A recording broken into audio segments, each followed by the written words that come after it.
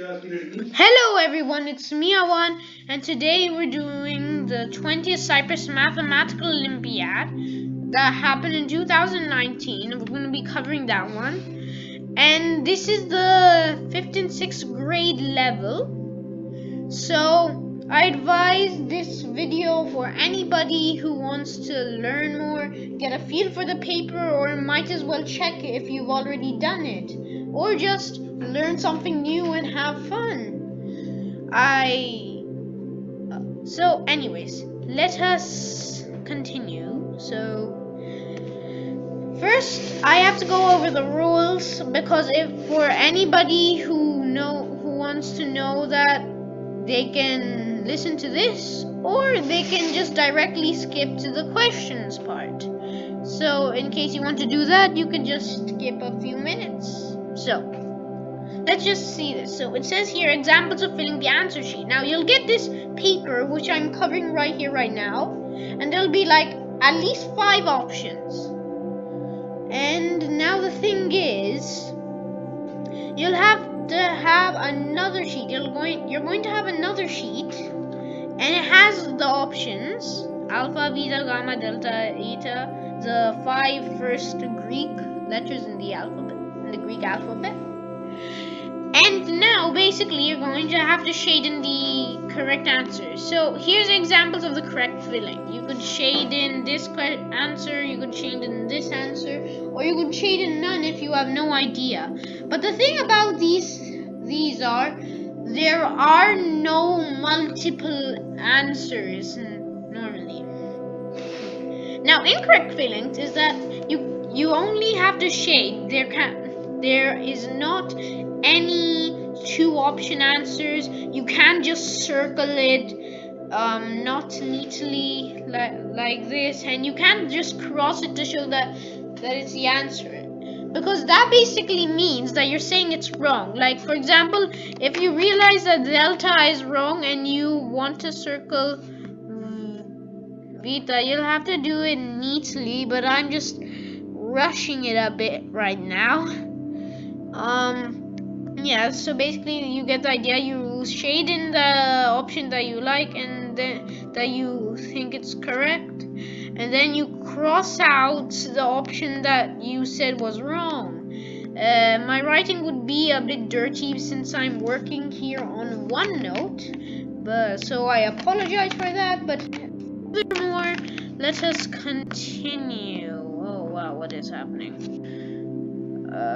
Okay. Oh yeah, 1 minute. There we are. So now we're just going to cover the questions. So first, what is the value of the expression 33 plus 44 plus 55 plus 66 divided by 11? Now if you look at these numbers, 33 is 3 times 11, 44 is 4 times 11, 55 is 5 times 11, 66 is 6 times 11. And since we're dividing by 11, you can cancel with all of these. So you'll be left with 3 plus 4 plus 5 plus 6. You do 3 plus 4 plus 5 plus 6, and you get 18. So we can say that alpha here is the answer. Or if you want to, you can just you can just add them and divide by 11. But if you're dividing by 11 or multiplying by 11, I can just cover a really nice trick here. So let's just say you're doing 11 times 12. We all know that's 132. But if you look closely, the first digit of the number you're multiplying with 11 is here. The second digit is at the end of the product. And the sum of these 2 numbers is 3. It is there. It's in the middle. This works for any product that's a 3-digit number. And you can even check this with 11 times 11. So you can say 112, 121. You can check it on your calculator if you want. It's the same with 11 times 72 even. 792. 7 goes here, 2 goes here. 7 plus 2, 9. And if you have like a bigger number like 11 times 89, the 8 goes here and the 9 goes here. But wait, 8 plus 9 is 17 and you can't fit a 2-digit number to 1 digit. So you carry over that extra 1 here and then it becomes 979. Really simple, right? Okay, so now that we know that, you can use that, and then when you're dividing, you can just look at the first 2 numbers here for every 3-digit number, and then you can find out the answer just like that if you're dividing by 11. That would be helpful in some other questions that are going to come up in this paper too. Now, the students of a class were asked about their favorite lesson. The results are represented in the bar chart below. How many are the students of the class? So first thing we have to do, we look at the bar chart and we look at the values. So the English has 6 students. 6 students saying that English is their favorite. Mathematics, 16 students. I'm sorry. And for music, we have 10 students. And for Greek, it's surprisingly in the middle of 2 and 4. So in the middle of here. So in the middle of 2 and 4, we can say that's free because it's definitely halfway. So we can say that's free. Now we add them together to find the number of students, because this bar chart represents all the sum of all of the bar charts is equal to the number of students in the class. So we're saying 16 plus 10 plus 6 plus 3. And you get 35. So therefore, E is your option. Epsilon. So, how many different ways are there to arrange 3 different books in a row in my library? This is where factorials come in. But first, we're going to talk about the normal, more widely used method. So let's say the books are 1, 2, and 3. This is one option. You can put 1 here, 2 here, and 3 here. We're just going to name the books numbers. Now we can keep the 1 here. Well, we can swap the 2 and 3, so it becomes 3 and 2. Then we can get the 2 here, 1 free, 2 free, 1. And it goes on like that. Now, if you realize, after we've done this method for the 3-digit numbers, you realize that there are no others. These are all of them, and it's 6. So we can therefore say it's 6. This same works for 4-digit numbers. Like if we said 1, 2, 3, 4, we can just keep the 2 and then we do 1, 2, 4, 3. Then we go 1, 3, 2, 4, 1, 3, 4, 2, and so on. And there are more numbers for the more digits there are. But the easier way is that after this method are the factorials basically. Now, if you look at what a factorial is, let's say we're saying 5 factorial. Basically, you have to look at the number and then you solve that. 5 times 4 times 3 times 2 times 1. Basically, the number there, which is 5, multiplied by all the numbers below it is 5 factorial. So we know that's 120 once you do that all. So we know 5 factorial is equal to 120. Even if we look at the question below, it's 15 times 14 times 13 all the way to 1. That's 15 factorial. So that means that's also a factorial too. It's helpful nowadays. Now, in these questions. But it's also helpful in maths too, definitely. So, now since it says 3 different books in a row, the trick is when you're doing the arrangement, let's say n is the amount of book objects you're arranging. N factorial is the amount of arrangements that can happen, where n is a variable and the amount of objects there are. And I put n because it's a variable, and now we don't know the exact value. So this goes for all of them. Let's say here it's 3 different books. So we replace that with 3 factorial. 3 times 2 times 1 is 6, which means that the answer is 6. There's 6 different arrangements. It's as easy as that. So we can therefore say that delta is 6. But I don't recommend doing this if there are really high numbers unless you memorize the factorials, which is a very good thing to do, because then you know directly if you see 6 factorial, you directly know that's 720. Things like that. Anyways, Now, remember we said this is 15 factorial. There's a special rule for factorials here. Now, first, here's a question which will help with this. Okay, so look at 4 factorial, and then look at all the factorials below it, which is easy. You can multiply and get the values. Now look at the values. And then look at all the values of the factorials after 4. Do you notice any difference? Now the thing is, 1 factorial, 2 factorial, and 3 factorial, and including 4 factorial, these are the only factorials which don't have a 0 to the end of them. Because once we have 4 factorial, because since 5 factorial is 120, 720, you see, like, since we're multiplying by 5 and we got an even number so far, we get 0, which means that, and since we know that anything multiplied by 0 is 0, that means that it will always end in 0 in the end. So that means if any factorial is over 4 factorial, then it ends in a 0. Here it's 15 factorial, it's definitely over 4 factorial, so we can say that the answer is A, 0. So that's some good logic we can use there. And well done if you found out and noticed this when you paused the video and checked. Yeah, because you can pause the video and check it out, and you can understand for yourself. If you know that, that's a really good thing already, if you know that already. Now, the number in each rectangle represents its area. What is the value of number x? Now the thing is, this is actually supposed to be a square here, but the thing is, now you can't just directly look at the figures and say that's that.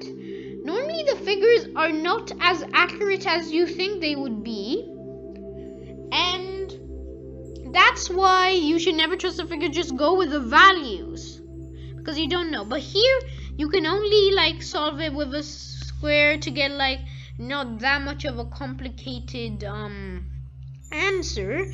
If I'm wrong, I don't exactly know, but if I'm wrong, you can tell me. If I'm wrong for any of these things, you can tell me, but I'm pretty sure that this is the option. So yeah, 2, 2, 2. We can say this is 2, and since this rectangle, the small rectangle here, is also sharing the side of 2, 2 divided by 2 is 1. So we know the width or the breadth of the rectangle with x area is 1. It's 1. So now we look at this. They're both sharing the side 2, so that means this is 2.5, since 2.5 times 2 is 5. And then we can multiply 2.5 and 1 together since we got all the sides, and we get 2.5. So that's alpha. It's as simple as that. You just have to use simple geometry, since we know that the area of a square is side by side. Like if the side is a, it's a times a, which is basically a squared. So you square the side. And for a rectangle, the area is basically the length times the breadth. So it's as simple as that. Okay, so if alpha plus beta is equal to 6, then what is the value of the expression 12 plus 3 times alpha plus 5 plus 3 times beta? Now the thing is, you don't have to do any substitution with variables and all that. You don't have to say like alpha is 6 minus beta and beta is 6 minus alpha. You don't have to make everything harder. All you have to do is basically just find two positive numbers that add up to 6. So we're saying like 12, let's say 12 plus 3 times 4 plus 5 plus 3 times 2. So you get 12 plus 12 plus 5 plus 6. That is 35. And it actually works for other values too. Like if you said 12 plus 3 times 3 plus 5 plus 3 times 3, you get 12 plus 9 plus 5 plus 9. And that's also 35 if you add it up. So basically, the thing is, since you're following the rules, since you're always saying alpha plus beta is equal to 6, you'll always get the same answer in this case. And that means that you're always going to get 35. It's going to be correct because you're following the rules here. But it's not always like that. There can be certain set of rules more, like if the equation is different in a way, or there's another more rules. But this is the simplest of the simplest, so it's easy, this one. So we can say that it's B. It's Vita 35. Now, assuming that the pattern below continues, how many squares will be in the 20th figure? So the way we can do this is by finding a formula, which is basically normally an equation with a variable, a random value that we don't know. We just substitute a letter into that. And we use that equation as like, okay, here are the equations. They're normally what these are. The order. So let's say if it's first x is 1, second x is 2, third x is 3, and so on, etc. So basically with this, but first we have to find the pattern. So 1, 5, 9, 4, and then it's 13. That's a number of squares in each pattern. It's there's 1 square, 5 squares, 9 squares, and 13 squares. Now if you notice, they just keep adding on by 4, like 4 squares go on the one side, and we can see that. But that doesn't exactly help us, because if you want to go the long way, you could just do 4 and 4 again, but the trick is by using formulas. So first, if we go 1 square, that means that x is 1 here. So we can say 4 minus 3, 3 minus 2. In other words, we can just add an x there because x is 1, and anything times 1 is always itself. So that means that if we take 4x minus 3, because 4x minus 3 is the correct formula, but it takes some trial and error. You have to think about it exactly. So now it also works with the second, third, and fourth, because if we substitute, okay, so I'm going to go here. X is 2, x is 3, x is 4, which means 4 times 2, 4 times 3, 4 times 4, multiplied by, wait, actually I don't need to put brackets because of BODMAS. And then we have minus 3, minus 3, minus 3. So if we're following BODMAS, first we do the multiplication. The multiplication sign is the dot here. The dot was invented because since we have the x variable, which is most commonly used, and then the multiplication sign, they're almost the same, so you can get confused. So they use the dot, or normally they just stick the variable, whatever it is, together. If it's a variable and a number, they just stick them together without anything, and then only symbolize the multiplication. So that's why it's a dot and not a cross.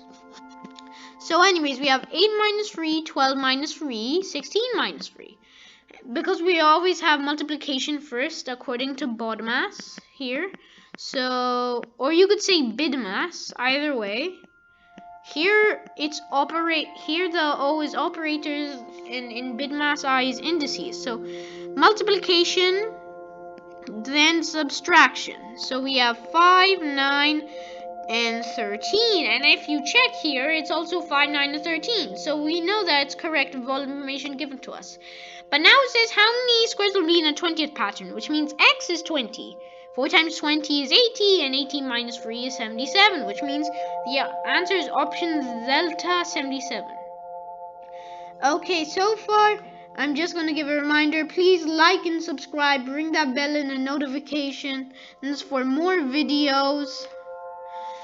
So ring that bell to get notifications for more videos. You can subscribe, like the video for more of these videos, but we haven't ended yet, so let's continue on this journey. And please subscribe also for more videos like this. I really love making them, and I really hope you enjoy them as well.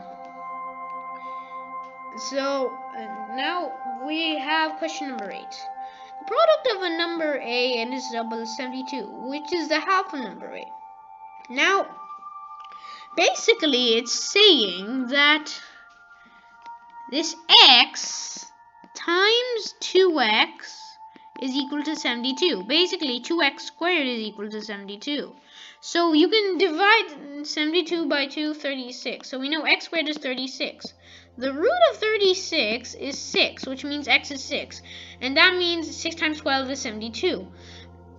Which is obvious when you think about it. Or if you know the tables, it's just a simple multiplication, so it can just pop in your head. Either way. But so that means a is 6. We can just replace that x with a here. So yes, that's basically what it is. So now it's saying what is the half of number a? So basically 6 divided by 2, half of 6. It's 3. So that means option alpha is the answer. Now, a housekeeper bought a piece of cloth and paid €62.50. If she had bought 3 more meters of cloth, she would have paid €100. How many meters of cloth did she buy? Okay, so now, basically, since we have €62.50 and €100, 100 minus 62.5 is basically 37.5. We can just take away the 0 for now, so that means €37.50, because this, if you see here, this is the price of the whatever meters of cloth the housekeeper buy plus 3 more meters, and this is the price of the meters of cloth that she actually bought. So 37.5 would be the 3 meter difference. So now, so basically, if we divide this by 3, €37.50. We get €12.50, which means 1 meter is €12.50. Now, since we know that, what we can do is that we can see how it's divisible by €62.50. So €62.50 divided by €12.50 is equal to 5. So basically that means the housekeeper bought 5 meters of cloth, meaning that gamma is the answer. Okay, just for a quick review of that method. €100 is the price of the meters of cloth the housekeeper bought plus 3 meters more. So minus €62.50. So this is €100 and this is €62.50 to get €37.50. €62.50 is the price of the amount of meters that the housekeeper actually got. So if you minus them, you get the price of 3 meters. You divide by 3 because we have 3 meters to find the price of 1 meter, and then you divide that by €62.50 itself, so you can get how many meters there are. It's 5 in this case. Now, question number 10. What is the value of digit z? We can obviously say that's 44. The digit is 4, because 44 plus 44 is 88. And 88 plus 12, because 4 times 3 is 12, is 100. You can check that since 8 plus 1 is that 9, so you know this is 90, this is 10, 90 plus 10, 100. So we know that it's 4 there, so that's E, 4. Now, this one is, you have to really think clearly. It says it's known that 1 upon 11 plus 1 upon 22 plus 1 upon 44 plus 1 upon 88 is equal to 15 upon 88. So what is the value of the sum 12 upon 11 plus 23 upon 22 plus 45 upon 44 plus 89 upon 88? If you noticed, all of these are improper fractions, which means the denominator, the lower number, is smaller than the numerator, the bigger number, which is how it shouldn't be. If you make them to mixed numbers, which is basically like a whole number and a fraction together, get 1 plus 1 upon 11, 1 plus 1 upon 22, 1 plus 1 upon 1 upon 44, plus 1 upon 88. The thing about these is that if you to simplify it, you can say 4 plus all of these fractions. So 4 plus 1 upon 11 plus 1 upon 22 plus 1 upon 44 plus 1 upon 88. You might have already worked out what I'm going to do now, because this section is the exact same thing here. It gives us the answer 15.88. So if we add 4 plus 15.88, it's obviously there's going to be no change. You just merge them together to get 415 upon 88, which means A is 415 upon 88.